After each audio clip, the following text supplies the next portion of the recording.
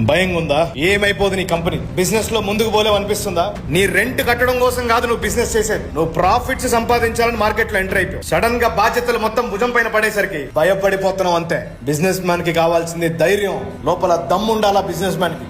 మళ్ళీ చెప్తున్నా, నువ్వు ఎదుగుతున్నప్పుడే నువ్వు ఎదగలేవంటారు, నువ్వు పెద్దగా అయిపోతావు అని భయం వాళ్ళకి. దానికే నేను అంటారు, దానికే నేను దూరం పెడుతుంటా. పెద్దగా మాట్లాడరు. వాడు మాట్లాడితే ఎంత, మాట్లాడకపోతే మనకెంత. డిసైడ్ అయ్యావు కదా, దున్నవతల పారేయాల. మార్కెట్ లో దిగింది దున్నడానికి, దిగులు పట్టడానికి కాదు. ఒక దాన్ని క్విట్ చేయాలనుకునేటప్పుడు ఎందుకు స్టార్ట్ చేసావో కూడా గుర్తు పెట్టుకోవాలి. బువ్వా లేదు నీ దగ్గర ఒకప్పుడు, మంచి బట్టలు లేవు ఒకప్పుడు నీ దగ్గర. లోగా కొంచెం అన్ని వచ్చేసరికి కంఫర్ట్స్ పెరిగిపోయినాయి, అవన్నీ లేవనుకో. ఎమర్జెన్సీ మోడ్ లో పెట్టు బాడీని. వంగాల్సినవి వంగుతే, దక్కాల్సినవి దక్కుతాయి.